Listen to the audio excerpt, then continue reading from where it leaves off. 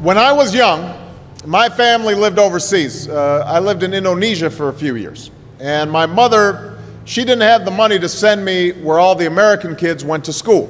But she thought it was important for me to keep up with an American education. So she decided to teach me extra lessons herself, Monday through Friday. But because she had to go to work, the only time she could do it was at 4:30 in the morning. But whenever I'd complain, my mother would just give me one of those looks and she'd say, "This is no picnic for me either, Buster." So I know that some of you are still adjusting to being back at school, but I'm here today because I have something important to discuss with you. My father left my family when I was 2 years old, and I was raised by a single mom who had to work and who struggled at times to pay the bills and wasn't always able to give us the things that other kids had. There were times when I missed having a father in my life. There were times when I was lonely and I felt like I didn't fit in. So I wasn't always as focused as I should have been on school. And I did some things that I'm not proud of. And I got in more trouble than I should have. And my life could have easily taken a turn for the worse. But I was lucky. I got a lot of second chances. And I had the opportunity to go to college and law school and follow my dreams. My wife, our First Lady, Michelle Obama, she has a similar story. Neither of her parents had gone to college, and they didn't have a lot of money. But they worked hard, and she worked hard so that she could go to the best schools in this country. Some of you might not have those advantages. Maybe you don't have adults in your life who give you the support that you need. Maybe someone in your family has lost their job, and there's not enough money to go around. Maybe you live in a neighborhood where you don't feel safe, or have friends who are pressuring you to do things you know aren't right. Maybe you could be a great writer, maybe even good enough to write a book or articles in a newspaper, but you might not know it until you write that English paper, that English class paper that's assigned to you. Maybe you could be an innovator or an inventor, maybe even good enough to come up with the next iPhone or the new medicine or vaccine, but you might not know it until you do your project for your science class. Maybe you could be a mayor or a senator or a Supreme Court justice, but you might not know that until you join student government or the debate team. And no matter what you want to do with your life, I guarantee that you'll need an education to do it. You want to be a doctor or a teacher or a police officer? You want to be a nurse or an architect, a lawyer or a member of our military? You're going to need a good education for every single one of those careers. You cannot drop out of school and just drop into a good job. You've got to train for it and work for it and learn for it. And this isn't just important for your own life and your own future. What you make of your education will decide nothing less than the future of this country. The future of America depends on you.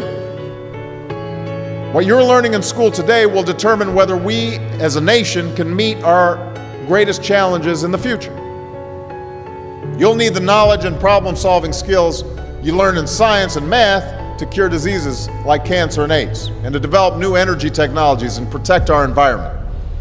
You'll need the insights and critical thinking skills you gain in history and social studies to fight poverty and homelessness, crime and discrimination, and make our nation more fair and more free. You'll need the creativity and ingenuity you develop in all your classes to build new companies that will create new jobs and boost our economy.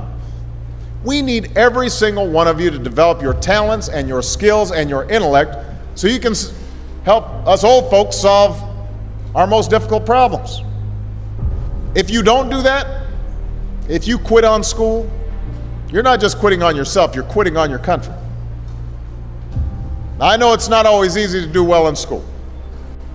I know a lot of you have challenges in your lives right now that can make it hard to focus on your schoolwork. I get it. I know what it's like. But at the end of the day, the circumstances of your life, what you look like, where you come from, how much money you have, what you've got going on at home, none of that is an excuse for neglecting your homework or having a bad attitude in school. That's no excuse for talking back to your teacher or cutting class or dropping out of school. There is no excuse for not trying.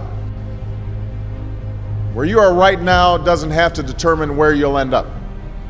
No one's written your destiny for you. Because here in America, you write your own destiny. You make your own future. That's what young people like you are doing every day all across America. And that's why today I'm calling on each of you to set your own goals for your education and do everything you can to meet them. Your goal can be something as simple as doing all your homework, paying attention in class, or spending some time each day reading a book. Maybe you'll decide to get involved in an extracurricular activity or volunteer in your community. Maybe you'll decide to stand up for kids who are being teased or bullied because of who they are or how they look. Because you believe, like I do, that all young people deserve a safe environment to study and learn. Maybe you'll decide to take better care of yourself so you could be more ready to learn. But whatever you resolve to do, I want you to commit to it. I want you to really work at it. I know that sometimes you get that sense from TV that you can be rich and successful without any hard work.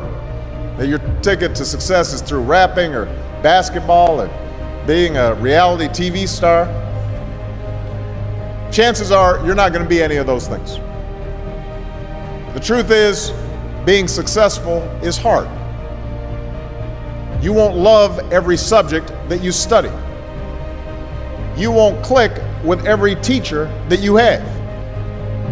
Not every homework assignment will seem completely relevant to your life right at this minute. And you won't necessarily succeed at everything the first time you try. That's okay. Some of the most successful people in the world are the ones who've had the most failures. J.K. Rowling, who wrote Harry Potter. Her first Harry Potter book was rejected 12 times before it was finally published. Michael Jordan was cut from his high school basketball team. He lost hundreds of games and missed thousands of shots during his career. But he once said, "I have failed over and over and over again in my life, and that's why I succeed." These people succeeded because they understood that you can't let your failures define you.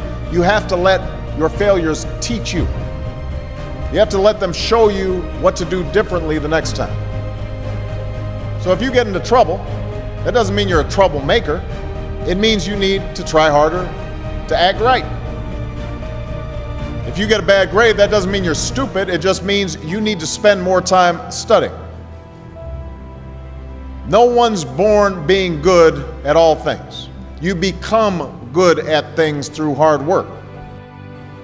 You're not a varsity athlete the first time you play a new sport. You don't hit every note the first time you sing a song. You've got to practice. The same principle applies to your schoolwork. You might have to do a math problem a few times before you get it right. You might have to read something a few times before you understand it. You definitely have to do a few drafts of a paper before it's good enough to hand in. Don't be afraid to ask questions. Don't be afraid to ask for help when you need it. I do that every day. Asking for help isn't a sign of weakness, it's a sign of strength. Because it shows you have the courage to admit when you don't know something, and that then allows you to learn something new.